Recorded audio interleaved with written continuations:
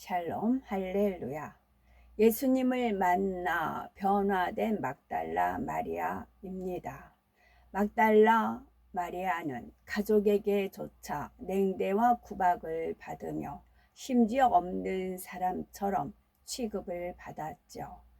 가족을 떠나 자기 한몸 의지해 보고자 만난 남자 역시 약한 그녀를 이용하기만 하는 악한 사람이었습니다. 그러나 사랑 자체이신 예수님을 만난 후에 어떻게 변화되었을까요? 모든 질병과 마음의 상처를 치료받았습니다.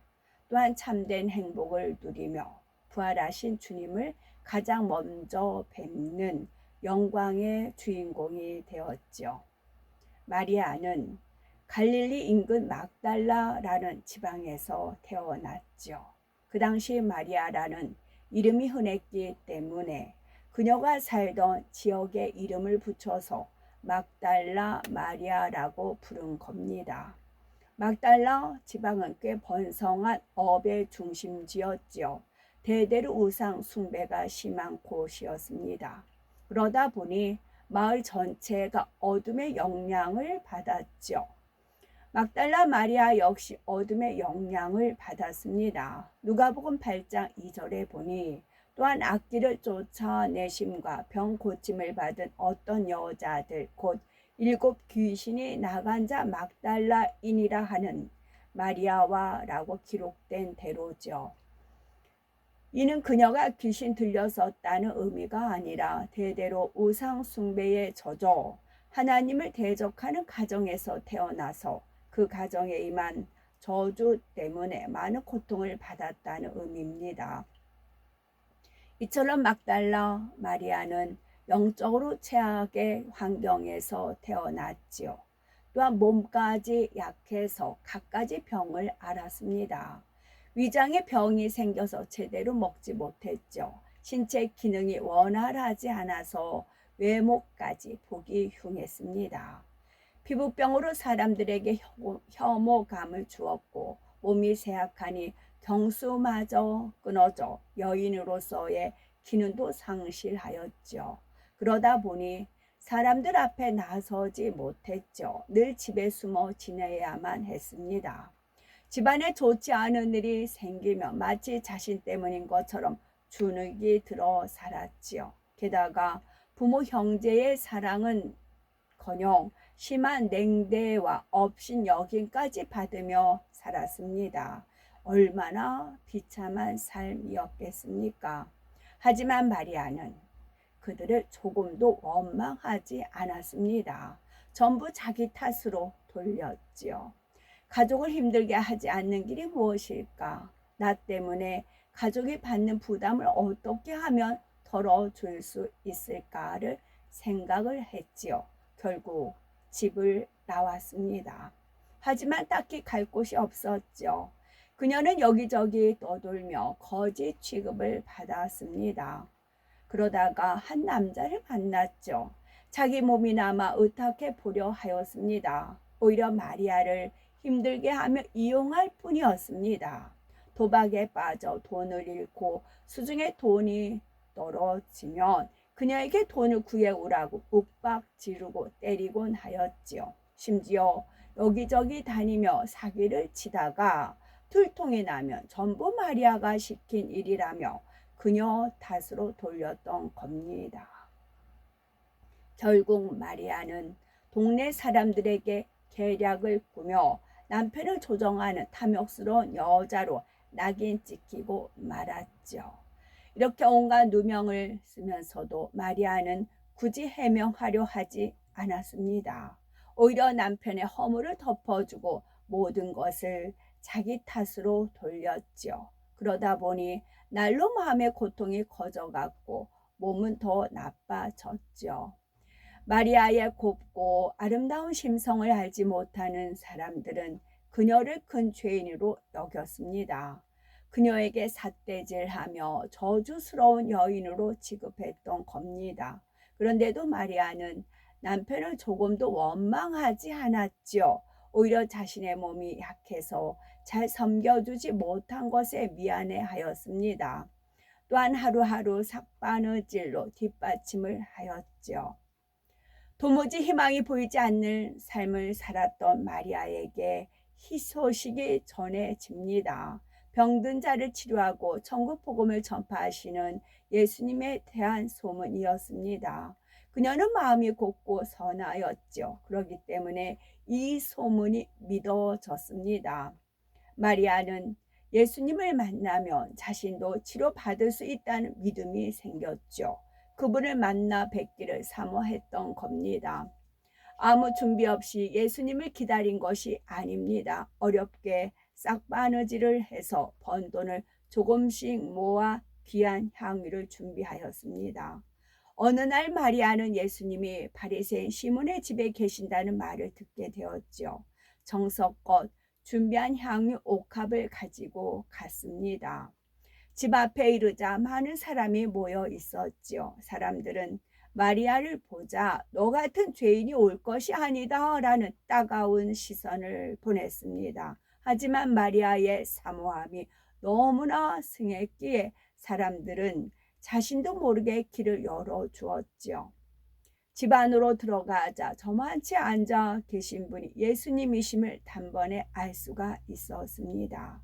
어떠한 사람도 용서하고 품어주실 것 같은 예수님의 모습을 보는 순간 마리아의 눈에서는 하염없이 눈물이 흘러내렸지요. 너무도 고귀한 분이시기에 감히 앞으로 나가지 못했지요. 조심스레 예수님의 뒤편으로 다가갔습니다.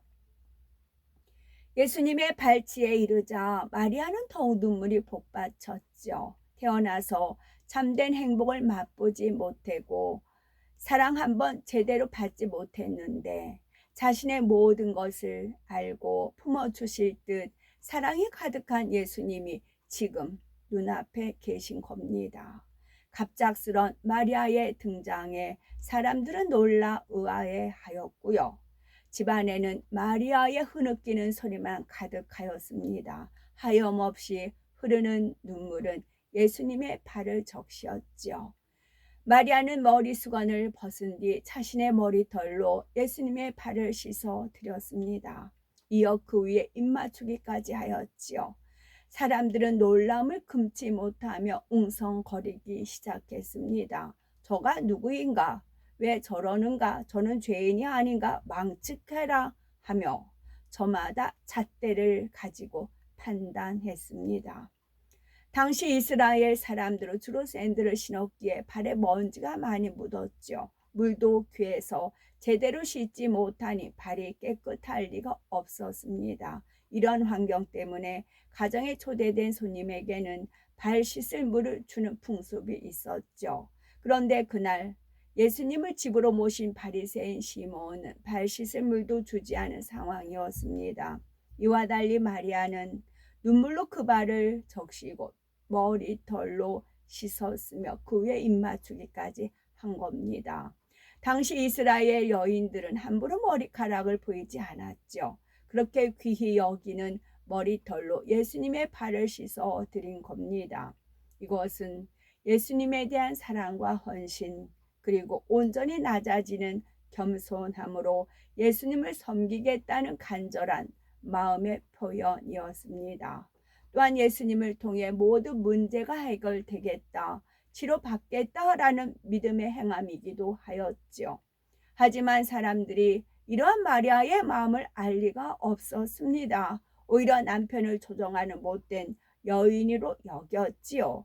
예수님만 아니라면 당장 그녀를 그곳에서 쫓아냈을 겁니다.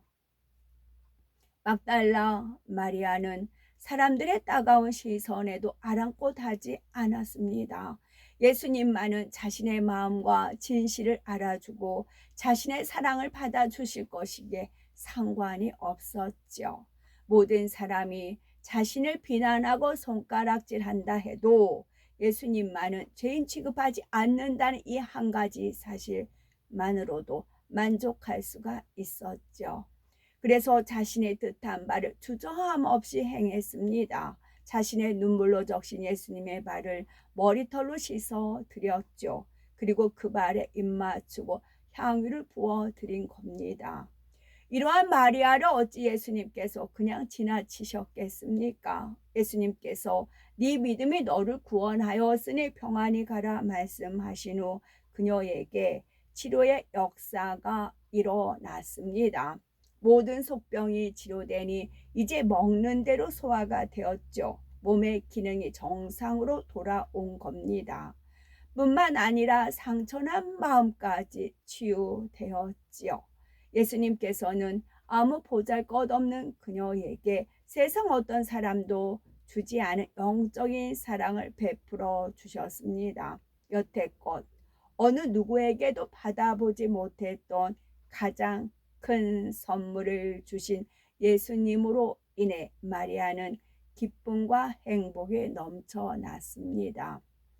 온 마음이 예수님께 향한 마리아는 이 세상에서 나를 버리지 않는 단 한 분, 나를 사랑하는 단 한 분, 비참한 내 모습을 외면하지 않고 사랑의 손길을 내밀어 치료해 주신 분, 내 영혼까지 새롭게 하신 예수님을 생명 다해 섬기리라 다짐을 하였습니다.